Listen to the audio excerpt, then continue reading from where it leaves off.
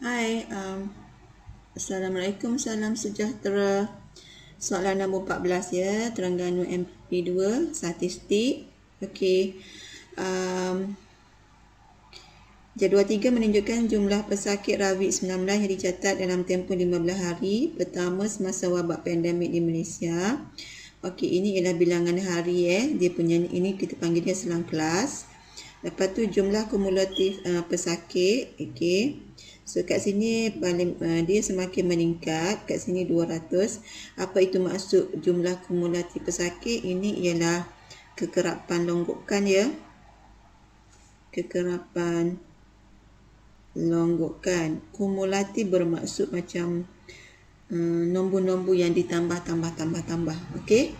So bila nombor yang ditambah sampai yang besar ni 200 bermaksud kita ada pesakit ialah seramai 200 orang ya. Dan ini ialah bilangan hari. Okey, kita nak lengkapkan jadual, kita tengok dekat ruang jawapan jadual. Okey, selang kelas kan dia dah transfer ke sini, ini selang kelas. So ini sempadan atas 1.5 diberi, macam mana dapat 1.5 daripada had atas. Sebelah sini ni kita panggil had atas. Okey, sebelah kanan had atas, sebelah kiri had bawah. So 1.5 daripada nombor 1 kita tambah je perpuluhan 5. So yang lain-lain dia akan jadi 3.5, 5.5, 7.5, 9.5, 11.5, 13.5 dan 15.5. Okey, jumlah kumulatif pesakit sudah diberi seperti dalam jadual dekat soalan tadi. Okey, cikgu dah kata kumulatif ni ini ialah kekerapan longgokan dan kita kena isi bilangan sakit. Bilangan sakit ni apa? Kekerapan. Maksudnya dia bagi kekerapan longgokan, kita kena cari kekerapan. Okey, biasa kalau untuk dapatkan kekerapan longgokan ni kita kena tambah daripada kekerapan. Diberi kekerapan kita kena tambah. Dapat dia punya kekerapan longgokan. Tapi terbalik kat sini dia bagi kekerapan longgokan, awak kena cari kekerapan. So tambah tadi dia akan lawan balik tukar jadi tolak. So daripada bawah ke atas lah. Kalau tolak 200 tolak 180 20. 180 tolak 137 dapat 43. Awak boleh tekan kalkulator ya. Lepas tu 137 tolak 75 62. Okey. 75 tolak 41 34. 41 tolak 18 23. 18 tolak 5 13.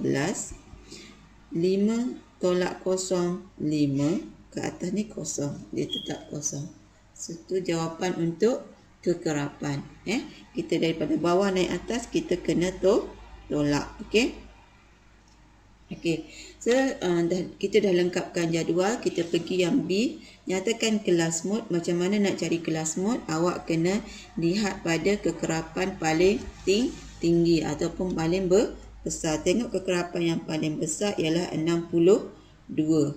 Kan 62 yang paling besar dalam kekerapan ataupun bilangan pesakit ni. So kelas mode dia ialah 10 hingga 11. 10 hingga 11. Jangan kalkulate, awak just tulis saja dekat jawapan ni 10 hingga 11. Okey, lepas tu soalan yang B1 dah selesai, B2 awak kena kira min. Kira min. So apabila nak kira min,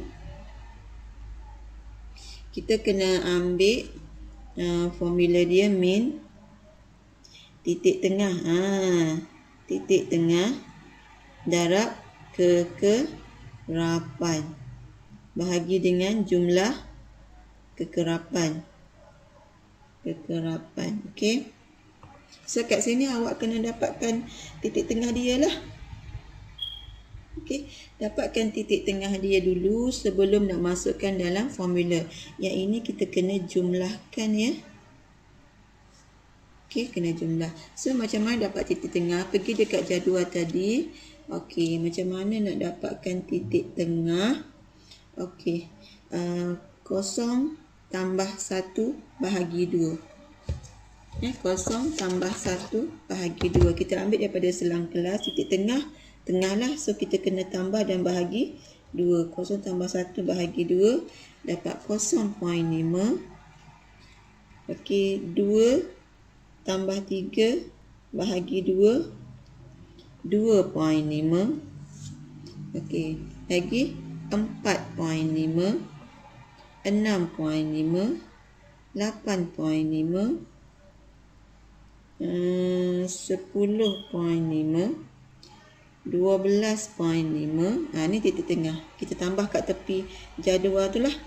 Dan 14.5. So, kita tulis untuk min, tengok 3 markah. Jadi, mesti kena ada penyelesaian yang lengkap. Tulis dulu, baru tekan kalkulator. Berdasarkan jadual tadi, di mana titik tengah darab kekerapan.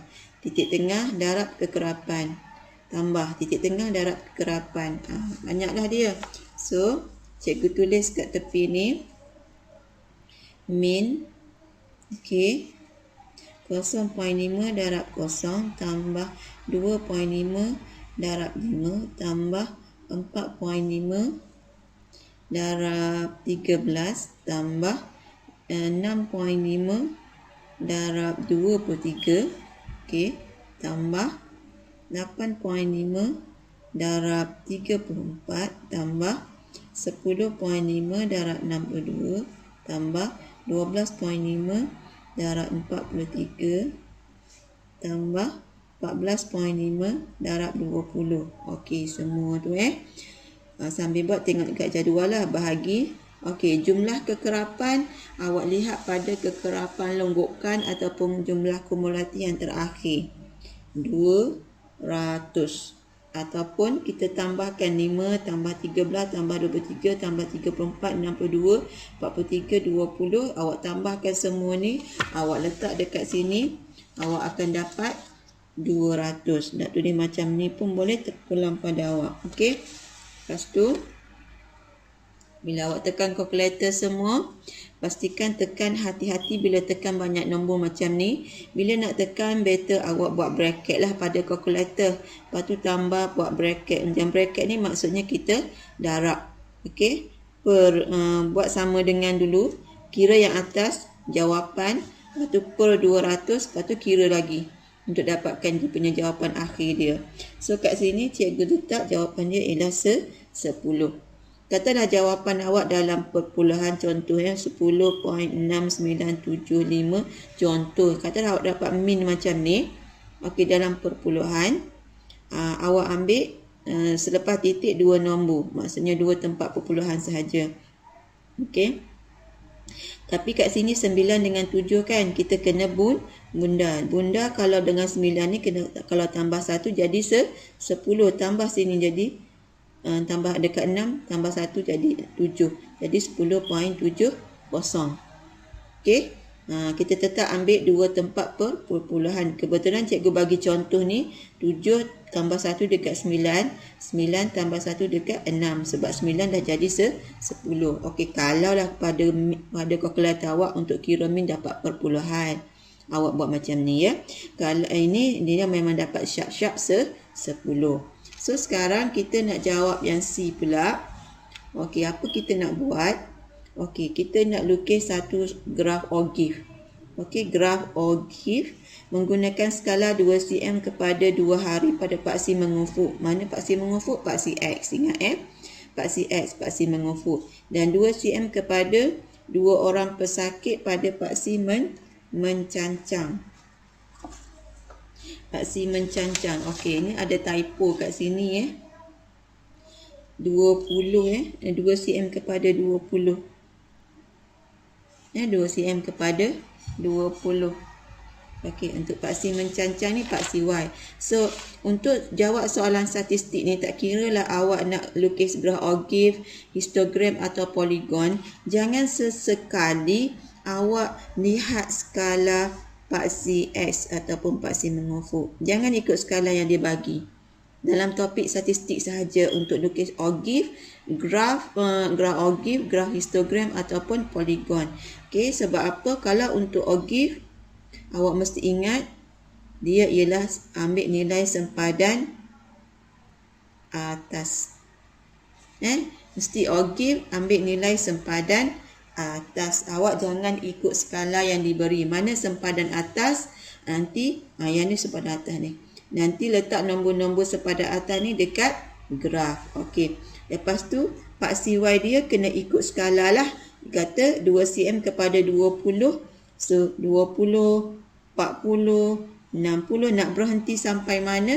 Berhenti sampai 200. 20, 40, 60, 80, 100.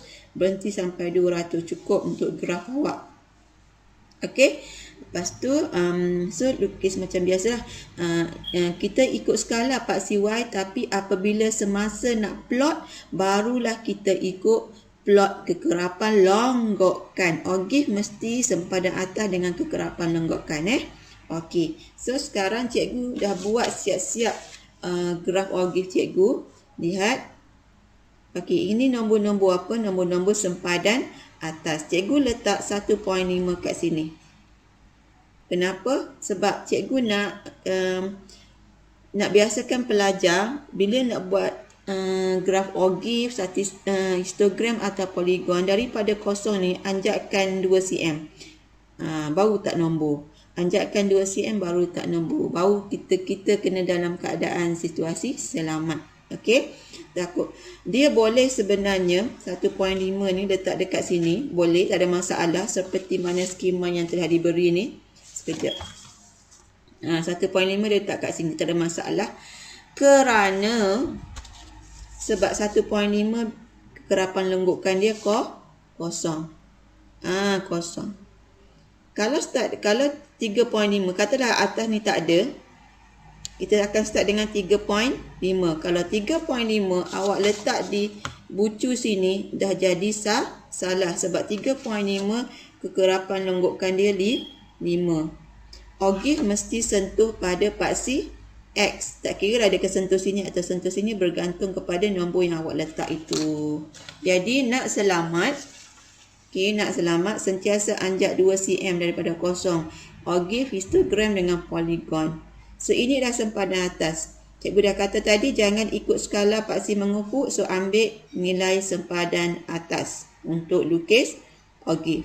Okey. Yang Pak CY ni pula barulah ikut skala. Dia kata 2 cm pada 20. Okey, sampai atas sekali.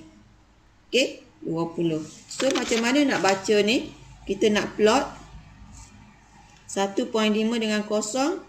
OGIF mesti dengan kekerapan lenggukan ya. 1.5 dengan kosong. Cikgu dah plot sini. Okey, 3.5 dengan 5. 3.5 dengan 5. Kita tengok. 3.5 dah ada 5. Kena baca skala kat sini ni pula ni. Okey, ni 20. Maksudnya kat sini 10 kan. Sini 10. Jadi kat sini ada 5 kotak. Kalau 5 kotak, nak sampai dekat 10, mesti kena 2, 4, 6, 8, 10. So, apabila 2, 4, 6, 5 kat sini. Yang cikgu nak plot 3.55 tu kat sini. So, pergi tengah. Dia duduk tengah. 5 ni duduk di tengah Maksudnya kat sini dia kat satu kotak tu 2 unit lah, 2, 4, 6 macam tu. Lepas tu 5.5 18. 5.5 18 kat sini. Kenapa 18 pula kat sini? Sebab sini 10 kan.